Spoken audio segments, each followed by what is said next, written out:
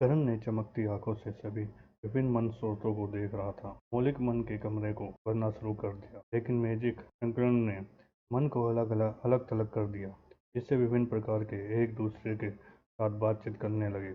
आसपास में बहुत अधिक मन नहीं था, लेकिन मन के विभिन्न रूपों ने फिर से भी कुछ छोटी घटनाएं पैदा की। कमरे के तापमान में बेतहाशा उतार चढ़ाव हो रहा था। बिजली के कुछ वोल्ट आसमान से दिखाई दिए थे और गायब हो गए। बहुत सी छोटी छोटी चीजें दिखाई दी। कर्ण ने भी बहुत जल्दी कुछ अच्छी चीजें देखी। दिन ने बर्फ मन के लिए मन स्रोत को नहीं बुलाया था, लेकिन अभी भी 8 अलग अलग मन स्रोत थे। फिर भी कर्ण को जो पता था उसके अनुसार केवल 7 समानताएं थी। तो बर्फ सहित अचानक 9 क्यों हो गए? कर्ण ने तुरंत प्रत्येक मन स्रोत की जांच की। नारंगी आकाशीय शिखर, जिसे ढेर सारी गर्मी छोड़ी छोड़ी गई आग होनी चाहिए। भूरा ईथर शिखर, जिसे जिसके चारों ओर चट्टान को बुलाया। कर्ण उसे पहले से ही जानता था, वह पृथ्वी थी। हरा ईथर शिखर, जिन्हें तनो पवन पैदा की, शायद हवा। गहरी नीली आकाशीय शिखर ने हवा में पानी बुलाया, जो उसके चारों ओर बरस गया। पानी। चांदी का आकाशीय शिखर, जिसने बिजली की चमक को बुलाया, यह बिजली चमक कर। धूसर धूसर आकाशीय शिखर, जो हवा में कंपन करता हुआ प्रतीत होता था। कर्ण इस बारे में निश्चित नहीं था कि यह क्या था, लेकिन जो उसने पहले ही देखा था, तो जो गायब था, उसके आधार पर कर्ण को यकीन था कि यह धातु थी। वह अंतिम दो को छोड़ गया। एक ईथर शिखर अंतरिक्ष में काले आंसू जैसा दिखता था।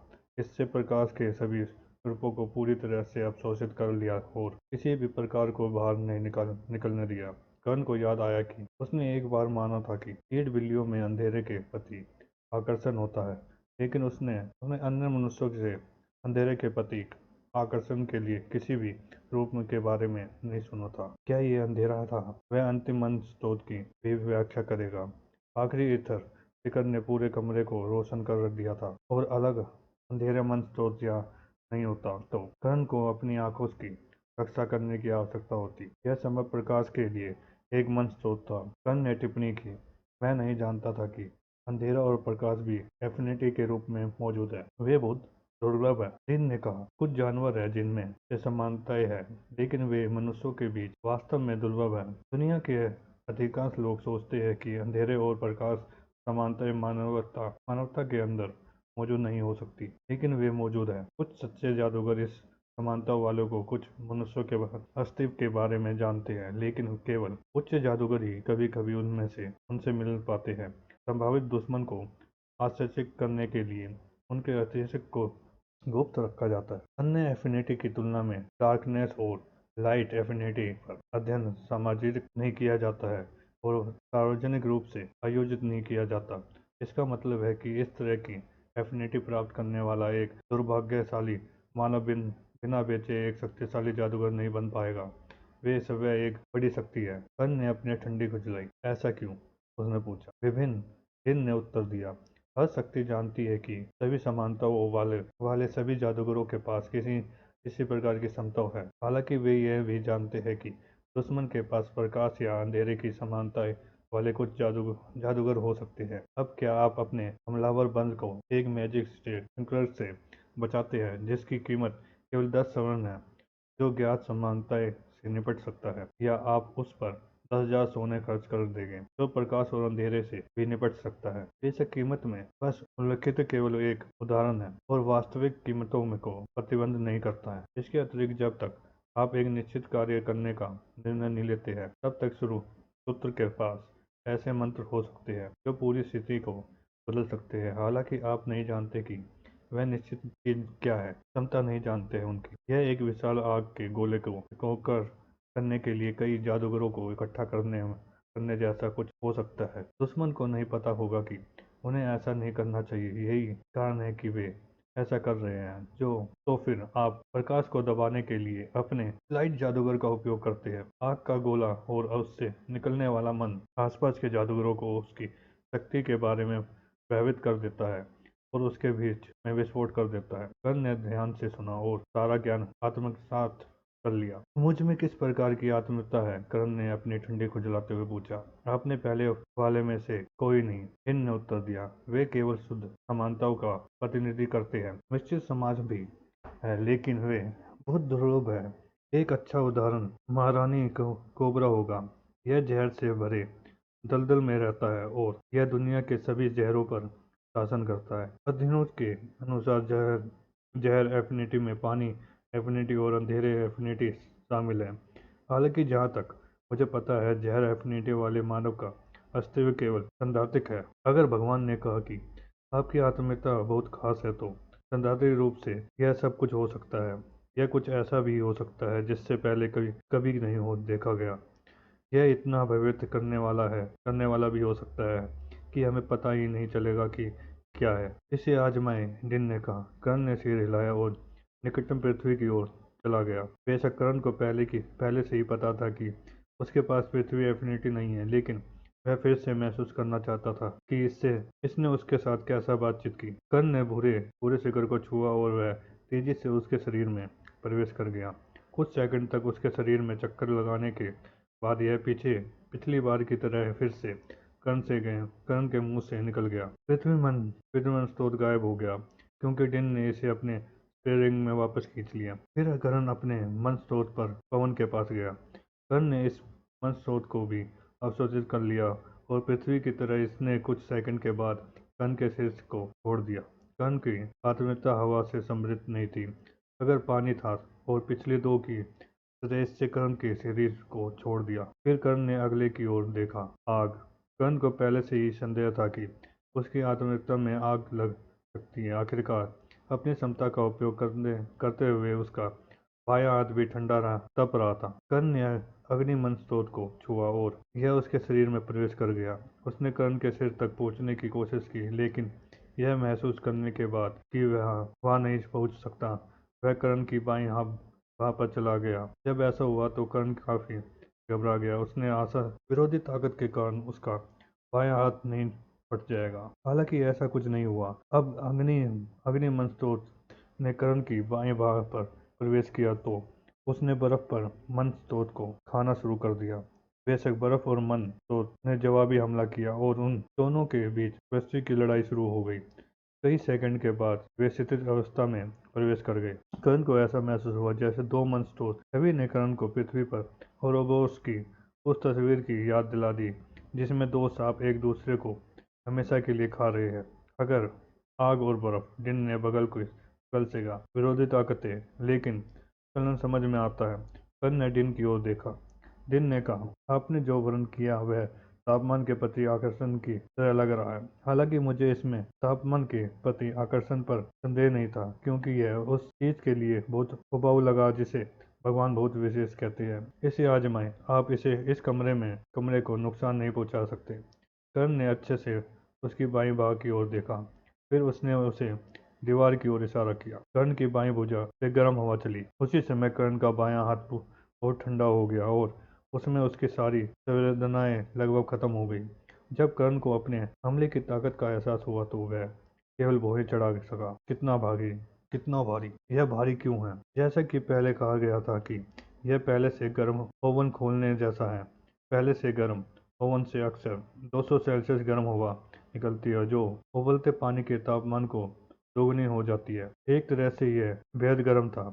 इस तरह के विस्फोट का सामना करने पर एक इंसान ने जो एकमात्र काम किया था वह है असुविधा महसूस करना और शायद अपने चेहरे की रक्षा करना। बस इतना ही था, और बदले में कर्ण का हाथ लगभग जम गया। यह क्षमता अत्यंत बेकार थी। यह केवल कर्ण की बाह से आई मन को वियुक्त करने के बाद उसकी बाह को ठंडा करने के लिए रूप में उपयोग होगा, और शायद इसे वेकअप के साथ घूमने के तरीके के रूप में भी उपयोग किया जा सकता है। ठीक है, अब मैं इसके बारे में सोचता हूँ। यह वास्तव में उतना बेकार नहीं है जितना मैंने सोचा था। मैं अपनी क्षमता का अधिक उपयोग कर सकता हूँ और हवा में घूमने में सक्षम होने में मुझे कहीं अधिक लचीलापन मिल सकता है। कर्ण ने सोचा, मैं इसके साथ निश्चित रूप से कुछ कर सकता हूँ। कर्ण ने अपने हाथ को आरामदायक तापमान तक गर्म करने के लिए फिर से दीवार की ओर इशारा किया, लेकिन दो चीजें हुई जिनकी उसने उम्मीद नहीं की। सबसे पहले कर्ण की बाह को अचानक ऐसा लगा जैसे उसे आग में फेंक दिया गया हो, भले ही कर्ण ने उसे केवल आरामदायक 20 डिग्री सेल्सियस तक गर्म किया हो। दूसरी बात यह थी कि कमरे में काफी तेज हवा आ गई थी। जब कर्ण ने यह देखा तो उसकी भौहें तन गई। मैं ठंडी और गर्म हवा छोड़कर हवा बना सकता हूँ। हालांकि इस प्रक्रिया के दौरान मेरा बायां हाथ क्षतिग्रस्त हो गया, क्योंकि किसी गर्म चीज को एक पल में ठंडा करना इतना बुरा नहीं है, क्योंकि यह बस किसी लचीली चीज को सख्त करना है। हालांकि किसी ठंडी चीज को गर्म करने से कुछ जगहों पर टिश्यू फट जाएगी। मेरा मतलब है, मेरा हाथ अभी भी योग करने योग्य है, लेकिन यह निश्चित रूप से आरामदायक नहीं है। साथ ही तापमान में भी उतना उतार चढ़ाव नहीं हुआ है। कर्ण ने अपनी बाईं भुजा की ओर देखा। अगर मैं ड्रॉप्ट के साथ प्रतिद्वंदी पर खुद को गोली मारने के लिए गर्म हवा का एक शक्तिशाली झोंका छोड़ता हूँ, तो मैं अपने हाथ को भयानक रूप से कम तापमान तक ठंडा कर सकता हूँ, तो जो मुझे ठंडी हवा के एक भयानक ठंडे विस्फोट को उजागर करने की अनुमति देता है। कर्ण ने अपनी आंखें सिकोड़ ली। हालांकि इस तरह की हरकत से मेरा पूरा हाथ फट जाएगा, यह खूनी बौछार में भी विस्फोटित हो सकता है। उस समय मेरा बायां हाथ बेकार हो जाएगा। जिन ने अचानक कहा, ऐसा लगता है कि आपको अपनी एफिनिटी की वास्तविक क्षमता का एहसास नहीं है। कर्ण ने भौहें सिकोड़कर जिन की ओर देखा। आपका क्या मतलब है? क्या आपको प्रकाश के संपर्क में आने में समस्या है? दिन ने पूछा। कर्ण के निश्चित नहीं था कि दिन ने ऐसा पक्ष क्यों पूछा। नहीं, उन्होंने संदेहपूर्वक पूछा। लेजर के बारे में क्या? एक सेकंड के लिए कर्ण निश्चित नहीं था कि दिन का क्या मतलब है, लेकिन जब उसने संबंध बनाया तो उसकी आंखें चौड़ी हो गई। एक कान, मैं ऐसा कर सकता हूँ? उसने मशक्कत से पूछा, और उसका मन सोच में पड़ गया। यह संभव होना चाहिए, दिन ने कहा। बर्फ और अग्निमन की मात्रा जो आप छोड़ सकते हैं वह बहुत अधिक है, लेकिन यह एक विशाल क्षेत्र में फैली हुई है। यदि आप इसे एक छोटे से क्षेत्र में फैला सकते हैं, तो आप प्रभाव को तेज कर सकते हैं। इसके अतिरिक्त तापमान एफिनिटी की शक्ति बाद में ही अपनी असली ताकत का खुलासा करती है। आपका क्या मतलब है? कर्ण ने पूछा। जिन ने कर्ण की बाह की ओर इशारा किया। आपका शरीर, उन्होंने कहा। आपका शरीर जितना अधिक शक्तिशाली होगा, वह उतना ही भारी होता जाएगा। आपका बायां हाथ जितना भारी होगा, उसे ठंडा या गर्म करने के लिए उतनी ही अधिक शक्ति की आवश्यकता होगी। उसे ठंडा या गर्म करने के लिए उतनी अधिक शक्ति की आवश्यकता होगी, उतनी ही अधिक शक्ति आप अपनी क्षमता को उपयोग कर सकते हैं। कर्ण की आंखें चौड़ी हो गई, क्योंकि उसके सिर में कई तस्वीरें घूम गई। कर्ण ने कल्पना की कि वह अपना हाथ पीछे की ओर कर रहा है। फिर कर्ण अपने प्रतिद्वंदी के सामने एक तेज भुजा लेकर पहुंचा और उसके सिर की ओर इशारा किया। टकराव। एक सेकंड के लेजर छोड़ा गया, जिससे उसकी खोपड़ी में छेद हो गया। अब कर्ण निश्चित रूप से अपनी आत्मनिर्भरता की क्षमता देख सकता था।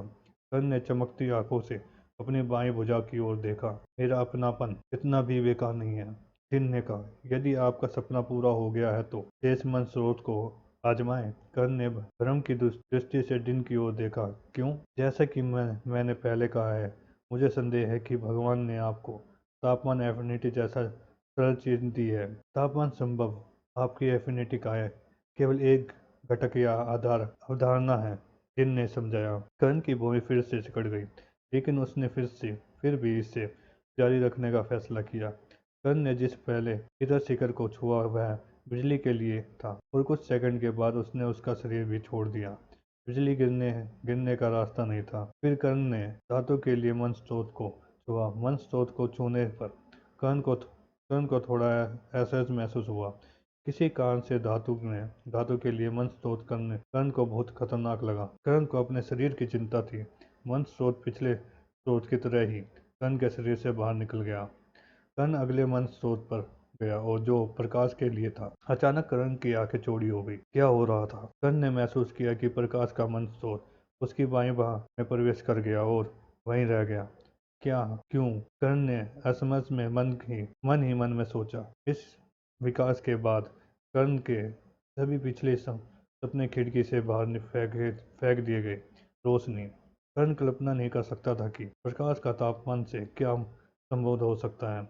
क्या इसका किसी सितारे से कोई लेना देना है? शायद आखिरकार सूरज गर्म और चमकीला था, है ना? लेकिन फिर इसका बर्फ और ठंड से क्या लेना देना? प्रकाश के लिए मन स्रोत कर्ण की बाईं बाह में प्रवेश करने के बाद यह अन्य दो मन स्रोतों पर चमक गया। हालांकि बहुत आश्चर्य की बात यह थी कि अन्य दो मन स्रोत ने भी इसी तरह प्रतिक्रिया व्यक्त की। कर्ण को उम्मीद थी कि प्रकाश आग को मजबूत करेगा क्योंकि वे दोनों समृद्ध थे, लेकिन इसने न केवल आग को बल्कि बर्फ को भी मजबूत किया। जैसे ही कर्ण ने चौकर अपनी बाईं भुजा की ओर देखा दिन ने संकुचित आंखों से कर्ण की ओर देखा। यह बिल्कुल वैसा ही था जैसे उसने उम्मीद थी।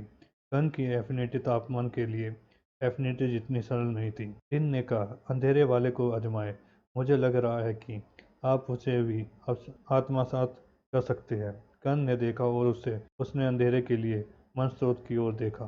फिर उसने उसे छुआ और निश्चित रूप से यह अवशोषित हो गया।